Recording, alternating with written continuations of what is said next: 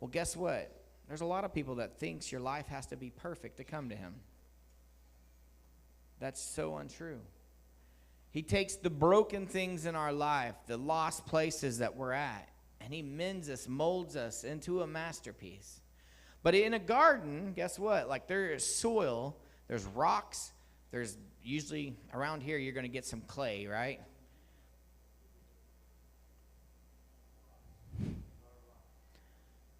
Sometimes you have to sow extra seed because the birds are going to come scavenging it up, right?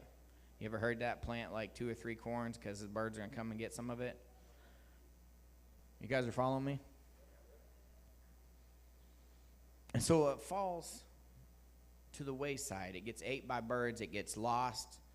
Then there's some seed that, man, you planted in there. Even though the ground's rough, it comes up. It's shallow. You know, when you don't plant a seed 2 inches deep, guess what? And there ain't no soil, it's going to get the moisture right away, and it's going to come up. It's going to spring. And up top, it looks all healthy, right? But down bottom, there's no roots. How many of us know some Christians that don't have no roots? The first time a storm comes into their life, what happens? They crumble. They fall over. But to get to that black soil, that the roots can grow deep, guess what? There's a lot of work that's had to happen to that soil. Can I fix your soil? Who's in charge of fixing their soil? You. You. This is back on you. What are you doing to fix your soil? You see a rock, you see a problem in your life, what do you do about it? Do you give up? Do you drop it? Or do you say, okay, how do we fix it? You get sifted. Who's been going through some sifting processes lately? I'm going to tell you that sifting doesn't feel good. But when you come out of the other end of that, guess what? You're going to be clean. You're going to be, all this junk that had been attached to you is gone. Well, huh? When you come out the other end, all that junk's going to be gone. That's if you allow the Lord to sift you. Goes back to you again. How many times when the Lord starts trying to work on you on something, you're like, I don't like this. I don't need this. I don't have this problem. In actuality, you have more of a problem than you realize. When you can't see your problems. That's the worst, most dangerous place to be, is when you can't see your problems. Sometimes, guess what? We have to get moved out of a situation and kind of like time out. Anyone ever had a timeout? Yeah. But that timeout, it's going to open your eyes to the Lord. It's going to open the eyes to the things that are not doing okay in your life. But now, here's the thing that I want to focus on, is our soil don't have to be bad soil. Our soil can be rich, but soil that's rich, it comes from pouring into it. Care. It comes into self-control. A lot of times we want to blame God for something when it's you that keep opening the door. If you keep opening the door to the enemy, guess what? He's going to take your house. He doesn't just get in the crack and say, well, that's good. No, he wants to take you in the opposite direction.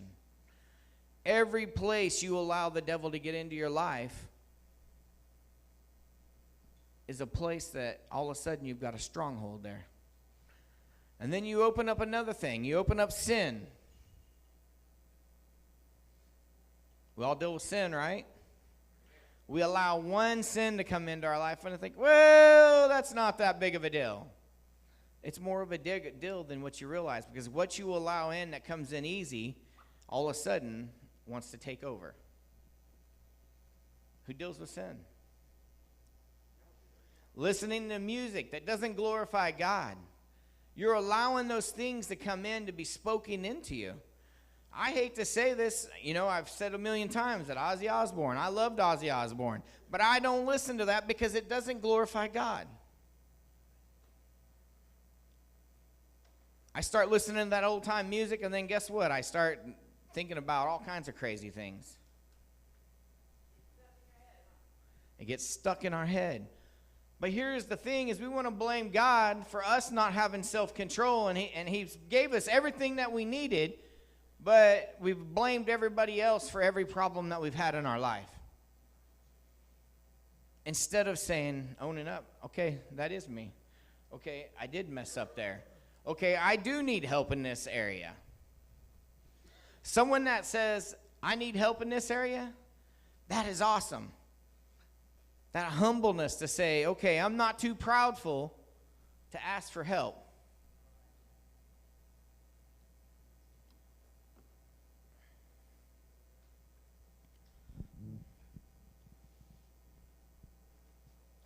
And you skip down to 18, it says, therefore, hear the parable of the sower. When anyone hears the word of the kingdom and does not understand it, then the wicked one comes and snatches away what was sown in his heart.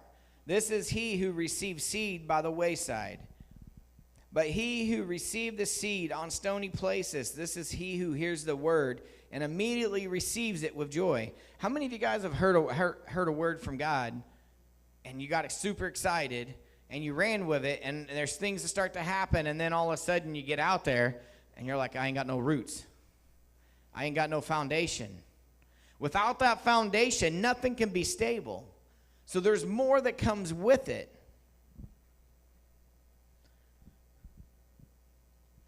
For when tribulation or persecution arises because of the word, immediately he stumbles. Now he who received the seed among the thorns is he who hears the word, and the cares of this world and the deceitfulness of riches choke the word, and he becomes unfruitful.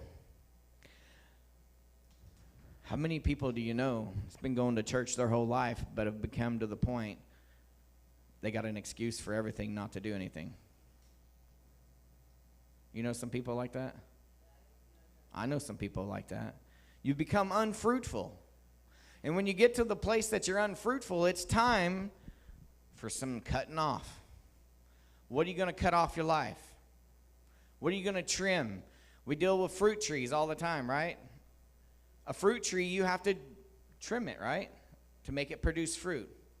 Guess what? There's things in our life that we allow to come into our life that we have to trim off of us. Do we always like it? Do we always agree with it? Not at first.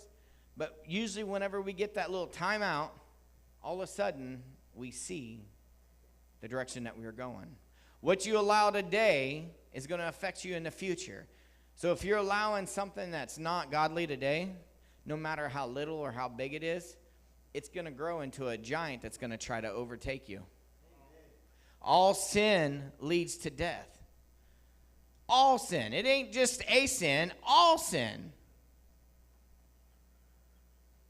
It's hard to be righteous. It's hard to be holy when we keep living a life that is full of sin.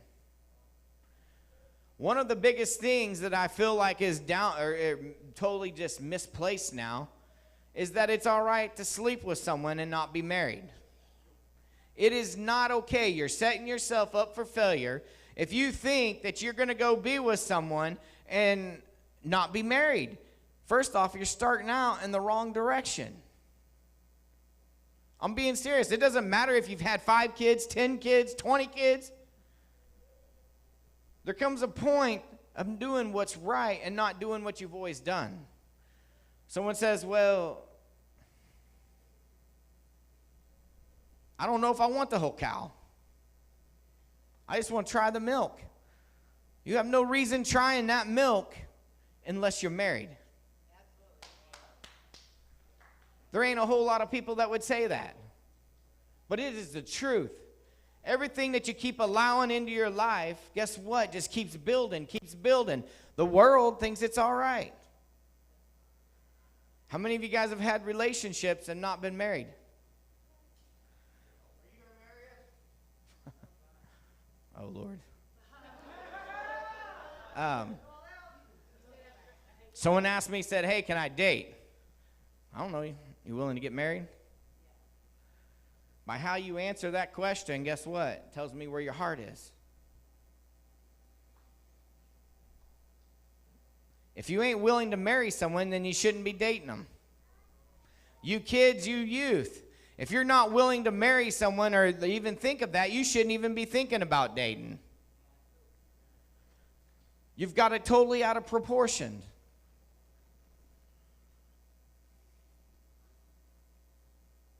Yeah, I'm looking at you, Colton.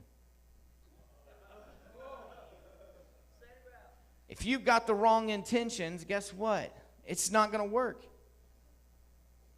You wonder why you fight and you go through things in your life, but you allowing the front door to be wide open. It's hard to fight the devil off when the door's wide open.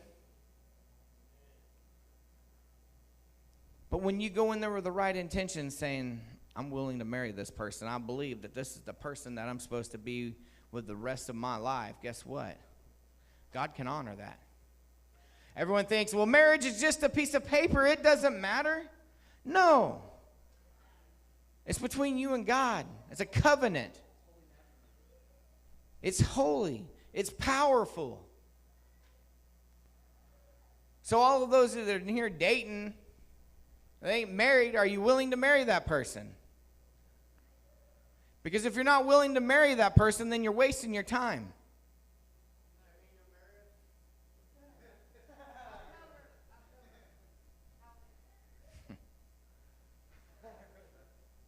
I'm being serious.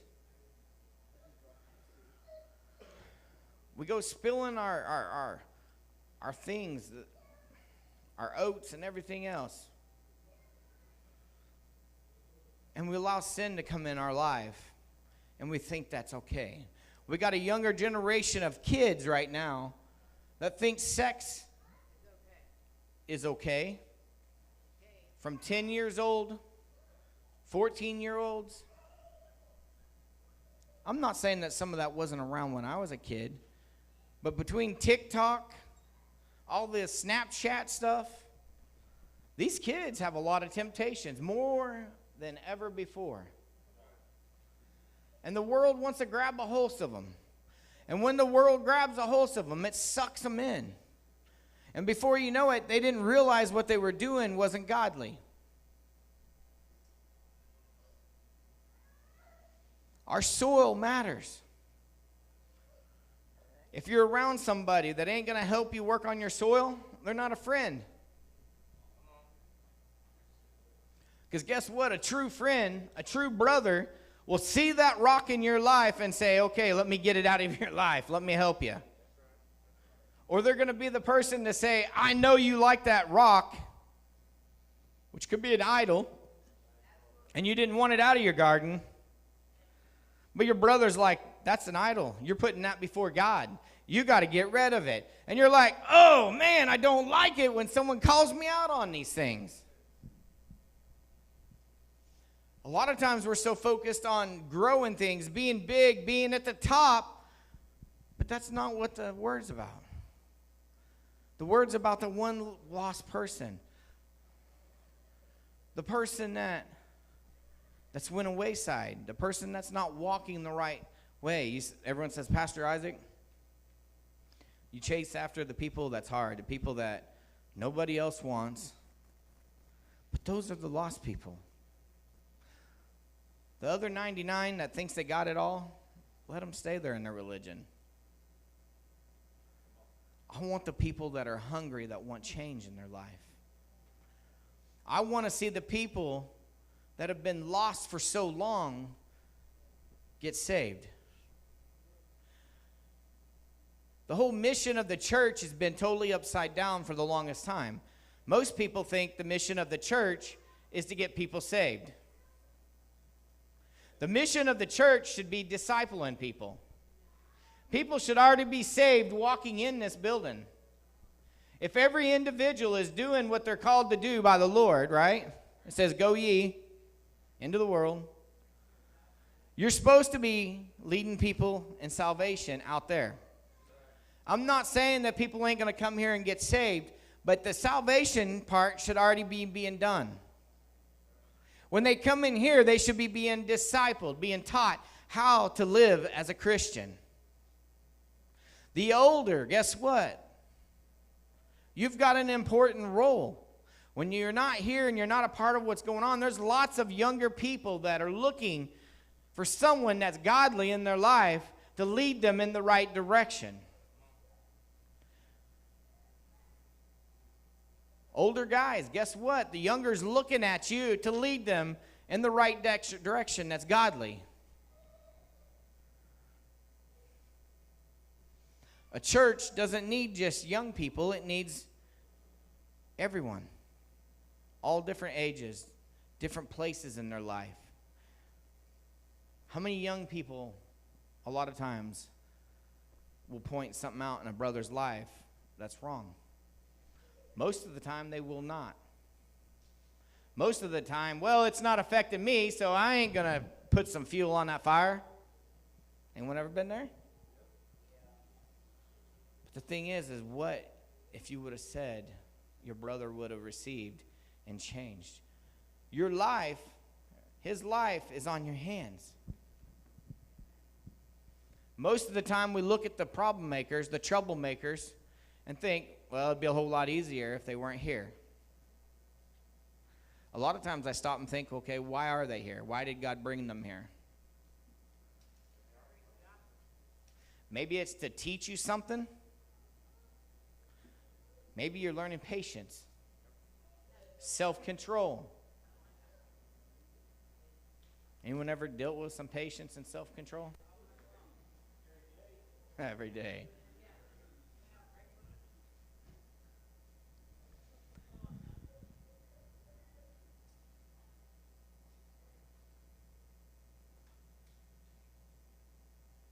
The things of this world will choke you out. Do you realize that? Then why do you try so hard to blend in when you're not supposed to blend in? Why do you try so hard to be like everybody else around here when God's calling you to be different?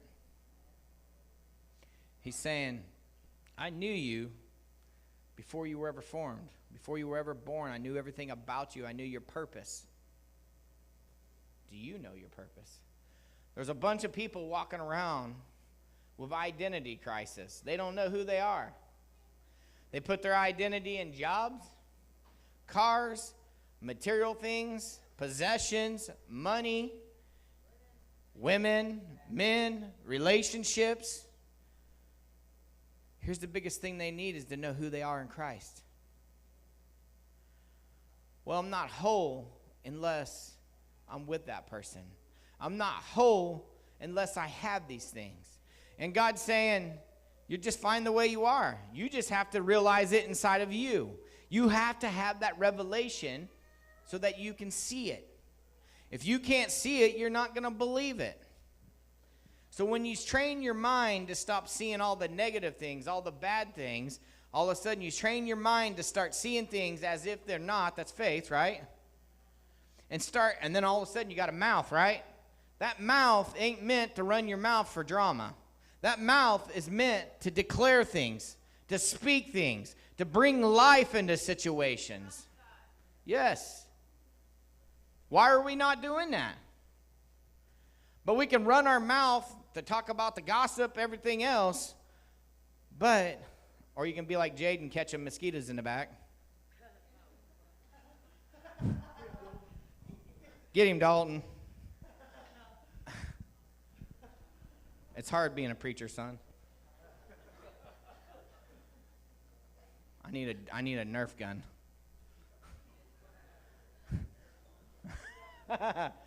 But here's the thing is they say, well, I can't do that. I don't know how to do that. Do you think I knew how to do any of what I'm doing? Absolutely not. It's been test, trial. It's been a willingness to say, here I am. Okay, God, I'll put my whole life a hold to do what you want me to do. And when you do that, God sees that and he honors that. But some of us have a hard time putting our life on hold. It's all about you. Me, I. But when we make it more about Jesus than I or me, guess what? That's when you see powerful things happen in your life. When was the last time you made something not about you and you made it about the Lord? Every one of us go through struggles. I sit here and think, why do we go through the things that we do? Why do we go through the trials? Every trial, everything that I've went through that's been tough, it's tested me, it's built me, it's tried me through the fire. And if it can stand through those things, it's of God. But guess what? If it's not of God, it ain't going to stand. So when you say, I accept Jesus Christ as my Lord and Savior, that, okay, I'm a willing vessel. I'm willing to do what God wants me to do. Guess what? You're going to have some trials. You're going to go through some things in your life. Your faith is going to be built by trusting God. When you watch Him take you through things in your life, who's been through some things? God ain't changed. He's still the same God as when you went through it, as when you came out. But when you see God to be glorified and Him to bring things to fruition, guess what? It builds your faith. It all of a sudden, okay, well, He done it for this. So if He done it for that, He ain't changed. He's going to do it for what I'm going through right now. I asked the youth this morning, I said, what verse sticks out to you when you're going through something? Most of the youth didn't want to answer. And then I got Jaden back there. He was trying to use the verse that I use because I always fall on the whole Philippians 4:13. I can do all things through Christ who strengthened me. Guess what? Do you know how many times I've had to lean on that? Because I have felt like I could never do the things that God's called me to do. And here is the thing that I have to get reminded all the time. If I could do what God's calling me to do, then it would be me and not God.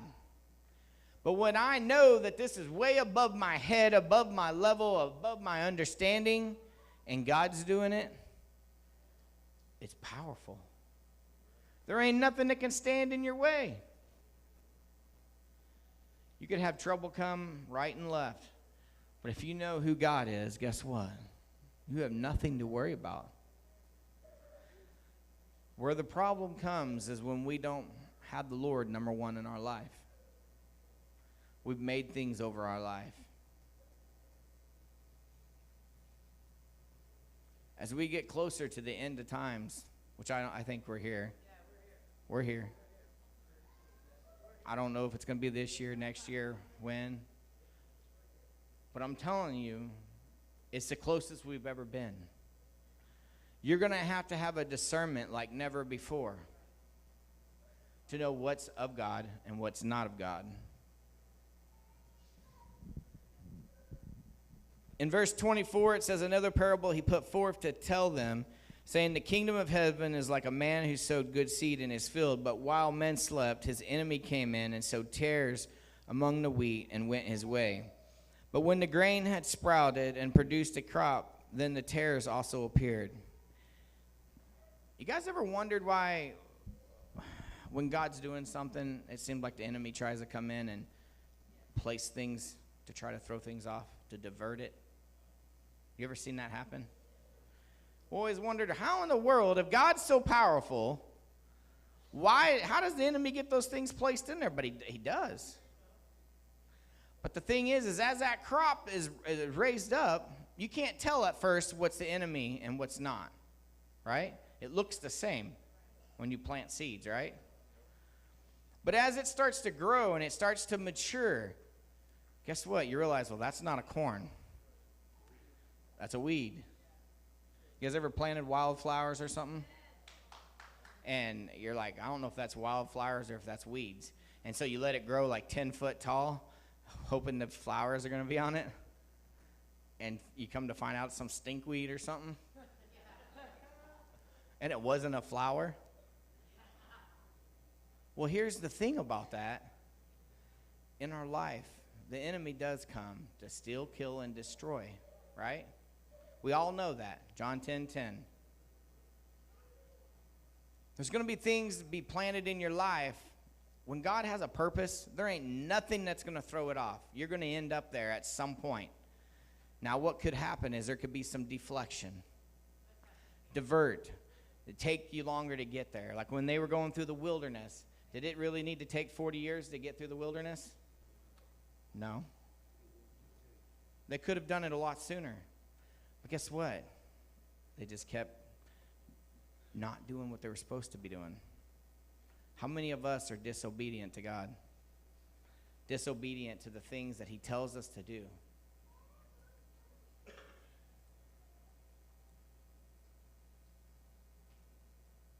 Do you want to be in your wilderness for 40 years, or do you want to be through it sooner? Who's responsible for that? You are. You have to take accountability for the things that you are allowing in your life.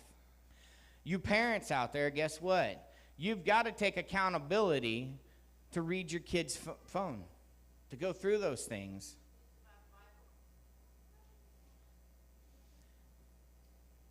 We give kids cell phones nowadays, and then guess what? There's so many doors that are open that are demonic